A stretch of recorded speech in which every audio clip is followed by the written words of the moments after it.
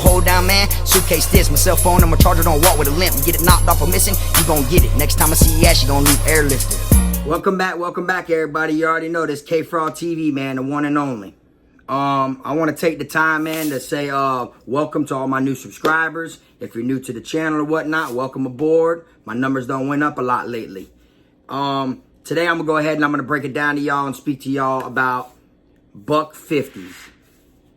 If no one knows what a $1.50 is, it's when you get cut in the face, basically, okay? So, you know, this is exactly what one looks like, matter of fact.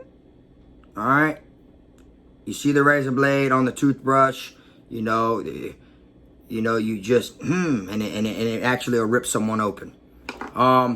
But anyways, I want to speak more onto it about the simple fact that $1.50s, they either glue you shut, stitch you up, stuff like that. It isn't as deadly as being wet up. A lot of people would rather get in a $1.50 than wet up, because when you get wet up or poked up, that shit there can put your life in jeopardy. It hits arteries. It can, it can go straight through. It'll flush straight through. You can not make it when you get stabbed up. But when you get hit with a $1.50, they're not all made out of toothbrushes with razors. There's plenty of ways to make different $1.50s. But a $1.50 is made with a razor blade. And they just they stitch you up, they have you all cut up or whatever and stuff like that. Now, me personally, I'd rather get my life in danger and get wet up and poked up than a $1.50, due to the fact that I don't want nothing on my face. Different things for different people. I done seen people who have the most ugliest scars, and the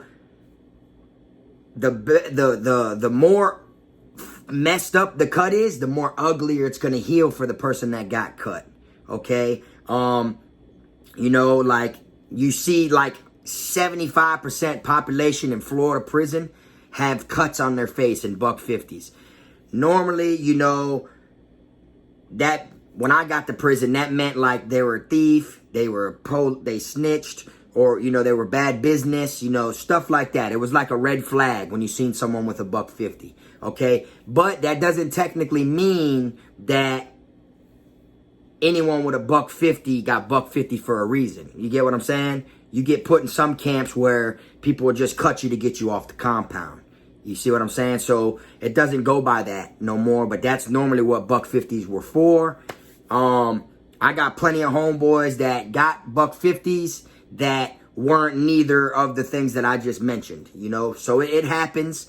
My one homeboy, he's a black dude from Pompano. He's got the most ugliest scar I've seen on someone's face. It's about this wide, and it comes all the way up right here, and it looks all like it's like standing out of his skin. It looks like a big boil all ripped up, and then it like skipped, and it's down here also. You got some people that got it all over their face. A $1.50 that's done with a razor blade, basically you get whoever the problem was, and whoever it is, you get them from around there, you get them off the compound. Some compounds, soon as an officer sees blood on someone, they will not put you back on the compound because you've been cut. You're a risk, security risk now. They cannot put your life in danger and throw you back on the compound. Now, at Charlotte CI, while I was there, people were getting cut and getting thrown back on the compound and getting cut, coming back. Like, people weren't getting from around Charlotte. You were like there, you had to deal with it. It was like a war zone, and it cuts smooth like butter. They don't even have to put that much pressure on it. They push you and pull to tear you even deeper.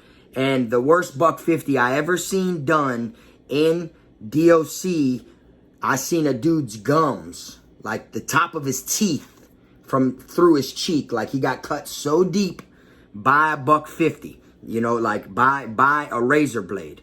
When I first went to prison, they were supplying the razors, and I was looking at it like, damn, this is crazy. People were getting cut, but the system supplying the razors. They used to give us razors to shave.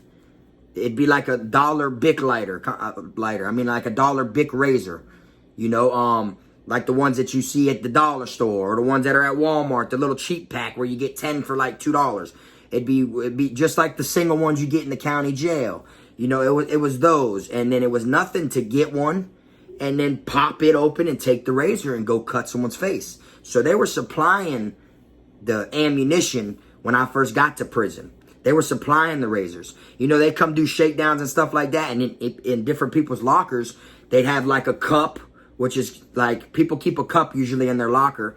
And that's like their little junk cup, like where they throw things in there. Their pens, sugar packs, equals, batteries, you know, just different things.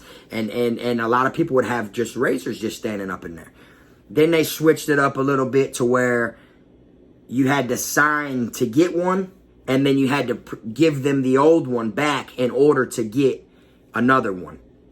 But there were still ways around that. You know, people started taking people's razors. You know, like see someone got a razor laying there and grab it and then turn that in. And then, you know, of course, putting the cap back on and turning it in without the razor. They look at it so fast and drop it, they might not realize all you got to do is get a marker or a pen and then color. Like, take the cap off, remove the razor blade, and color that real quick and put the cap back on. When they look at it real quick, they see a dark line. They think that's the razor. You see, so a $1.50 is nothing to be fucked up about, nothing to play with. You know, like, literally, like, it ain't even got to be this big piece of a razor. See, this is a whole razor right here. It don't even have to be a whole razor like this. It could be a piece this big. You know, literally. Like things that you make the different $1.50s out of and stuff like that. I just made it like this because this is how the movies are going to show you it. You know, this is like a common way you could do it. But it's even easier than just this. I just wanted to show y'all an example of what a $1.50 is. I left this little right here so that way that's where you can hold it as for grip. And then you walk up and you know, you shove them and pull and it'll rip their face. And then another thing, when someone gets cut by a $1.50, they don't even know they're hit yet. Like literally, someone could get cut and won't even know it. Like they'll think someone just pushed them, and then once it splits and the air hits it, then they'll be like Then they'll feel like it starts stinging, because everyone knows razors are so sharp. You ain't never been like playing around with a razor or anything in general and cut yourself and be like, damn, like it cuts you so deep you don't even realize it. And then that's what happens when people get cut in their face. You know, they don't realize they're cut sometimes. Then they go to gushing. And then when they see the blood, by the time they look around, the person who cut them done took flight, then got from around there, got rid of the weapon. You know, in a $1.50, they're easier to flush down the toilet than an actual knife. You know, your knife you're going to have to get rid of. And it isn't like, you know, on the streets when people commit crimes, they clearly get rid of the weapon. You know, they'll literally like, whether it's like a body or anything, you know, stuff like that. People's whole goal is to get rid of the weapon they used in the crime. The chain gang, it's totally different. Like, yeah, you get rid of it from you, but it doesn't mean dude 3 doors down or dude 2 doors down or on the other side of the compound in the dorm. It doesn't mean them knives get handed around. So them knives have, you know, bodies on them. They have, you know, stuff like that until it gets knocked off. You get what I'm saying? So, but a $1.50, you know, people could just take the razor out, boom, and drop it and flush it. So it's basically, you know, a lot of jits were doing $1.50s. You know, when I was at Calhoun, you know, that's $1.50 and fighting is more what we did there. But at Charlotte, yeah, people got cut with $1.50s. But since people were getting cut and going to confinement and coming back on the compound with their face patched up, like they literally have their face patched up and come back on the compound. So there wasn't really that many $1.50 in. I mean, it's happened plenty of times while I was there, but it was more of knife play, like more of like I'm gonna stab and try to kill him, or I'm gonna hit an artery, I'm gonna hit him in the neck, I'm gonna hit him in the face. Like people were trying to take each other out of the game, not just, you know, wound them temporarily. So that's how the helicopter landed and everything like that. Now, my homeboy, I had a homeboy from Tampa. You know, he got his throat sliced in front of the canteen window, you know, at Charlotte. So instead of a $1.50, he got his throat sliced. Someone sliced his throat, and he got airlifted on a helicopter and everything like that. I had a homeboy from Tampa, you feel me? So it is a dangerous thing This is a dangerous thing, like, that is people are dealing with on day-to-day basis in prison. Now, there ain't no stopping it. There's no end to it or whatnot. You know, like, it is what it is. Now, since they took these out of the out of, you know, you just go up to the officer station and tell them, hey, I need a, and you don't even have to talk. You just go like this and they give you a razor. Since they took these out, you find they break them in half now, and you could, and different places have them, and they sell them and stuff like that for like $5 to $10 for a half. Some places you go, they might bless you and give you the whole thing for $10. But, you know, razors are used for a lot of things, but $1.50 is the most common one to me. You know, some people use razors to cut up their pickles, or cut up their onions that, you know, that are coming from the chow hall, or cut up anything, whatever they want to cut up, their summer sausages, anything they might want to cut up, they'll use a little piece of a razor. But if you get caught with that little piece of razor, you are going to confinement. So, you know, a lot of people have them, but they also use their ID to cut up their food as well. It works just like a knife. All right, but $1.50, you know, to me is nothing to play with. I'd rather get wet up than $1.50 because I don't want nothing on my face. Now, us white people, you know, our scars heal different than, you know, different races.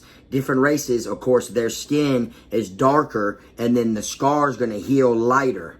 So that way, like, it'll be able to be seen. You know, like, you see some people, it's got like 5 of them. You know, and you could tell, like, damn, he's obviously, like, that shit's crazy. Like, how you get cut more than $1? You kept getting into shit you shouldn't have got into. You know, people, $1.50 people, you know, to make a name for themselves. You know, like, if they feel like, they feel like they're going to take your stripes, or they're going to be known as the person who got you off the compound, they'll $1.50 you, you know, come up behind you and everything, and just keep it moving. Like, when I was at Charlotte, we used to sit on the window of confinement while all the dorms go to chow and just watch someone get wet. Boom, boom, boom. And then sitting there, he's all shook and everything. The other guy gone. The police come running down there. They bringing him in, all gushing. They bring him in confinement. We see him come in. Boom. Later, again, like 5 to 6 times a day. You know, like, people were getting wet. You know, but when they were using razor blades at Charlotte, they were most likely trying to cut your throat. You know, that, yeah, like, one time I was standing in line at the chow hall, and one dude came and tried to flop, and he flopped. He tried to $1.50 someone in the chow hall line, but the razor blade was dull, because that means someone used it and then tried to use it as a weapon. You know, the duller it is, the harder it's going to be to cut something. You see what I'm saying? So, like, he tried to cut him, and it chipped him, but it didn't do what it would have done if it was a fresh razor. If it was a fresh razor, you literally just got to go like this. That's it. You don't even have to put pressure on it, you know. But anyways, he tried to cut dude in the chow hall line. You know, he was affiliated. He was going through it with his brothers, so he tried to cut one of his own brothers, and he flopped. And then when he flopped, boom. Now that he flopped, he tried to hit him. That one got from around there. He got from around there. They came back at each other. Next movement, and we're trying to kill each other. And then next thing you know, a big old outbreak broke out, and the officers were chasing them around the compound. They had all of us that were on the compound that weren't in like weren't on the rec yard or weren't in our dorm. The ones that were on the compound, they made us all drop on the ground and put our hands over our head. And they were chasing these inmates that were chasing each other with knives. See, Charlotte's shaped like this, like a racetrack. And they keep a gate that goes down the dead middle of it. Because if you try to run from them, instead of you just running in circles, they'll lock both them gates. Now you're stuck on one half of the compound. So, and then they have another gate that blocks that gate. So then they eventually knock you off. And that's what they did. They were chasing these 2 inmates. They had us all on the ground with our hands behind our head. And they were chasing them. They were spraying them, but they were chasing each other and everything like that. That day I seen an officer spray theirself. You know, that should be the funniest. Like, they'll pull out and spray in the wind, and then the wind hit them, and they scream and drop the can. Look so unprofessional. You know, like, shit like that. But an officer sprayed theirself, and then they eventually caught the 2 dudes. And when they caught them, they went to confinement, you know, stuff like that. But it all started with dude trying to $1.50 one of his own brothers. You see? So it was like, He tried to take one of his brothers out. He flopped. So now they all went after him. Instead, he would have took that brother out or whatever, and then it probably would have went a different route, but it didn't. So a $1.50 can either be glued with hot glue, or they can stitch you up depending on how bad it is. You know, they could do it right there in the medical building where you're at and then transfer you. Or if it's that bad, they can take you to the outside hospital, you know. So I just want to come on here and chop it up with y'all about what a $1.50 is, all right? Just to give y'all a little insight of $1.50s, you know. And this, like I said, at JIT camps, YOs, you know, they're $1.50 in you. At YOs, people get $1.50 and hit with locks left and right. Left and right. That's why they're shutting down all the major YOs down here in Florida. The main ones, names that ring bells, have been shut down. There is still some open, like one or two, like Lancaster, Lake City, you know, stuff like that. But Brevard got shut down. You know, like there's different, Indian River still open, you know, like, so this is what a $1.50 is. I just want to come on here and break it down to y'all a little bit and let y'all see, you know, what a $1.50 is. And it's when you get cut in the face. It doesn't have to be a perfect cut. It can skip and land down here. It can hit you here. You see people cut right here. You see people cut right here. It's wherever they hit you at. You get what I'm saying? And then, you know, they call it a $1.50 due to, you know, how many stitches you'll end up getting. And some people got it like right here, all in their head. And, you know, this right here can do severe damage. So, I hope y'all liked the video. Like I said, it wasn't that long or whatnot. And this is what a $1.50 is. In the meantime, I want to let y'all know that I am going to be doing some reviews on MRE meals from the military. Okay? I got a military person in the United States Army. He sent me a bunch of these MRE meals, like boxes of them. And he's like, hey, man, would you know, because I've been getting a lot of requests from people that want me to start doing MRE reviews. So y'all just, you know, tune in and be on the lookout for my MRE reviews or whatnot. I'm going to break it down to y'all on these meals. Some of them, you know, are, you know, over 20, 30, 40 years old, you know, and they last inside these little pouches. But, like I said, I appreciate y'all tuning in and y'all rocking with me or whatnot. You know, y'all hit that like and subscribe button and that notification bell. And I'm going to see y'all next time. You already know this frog.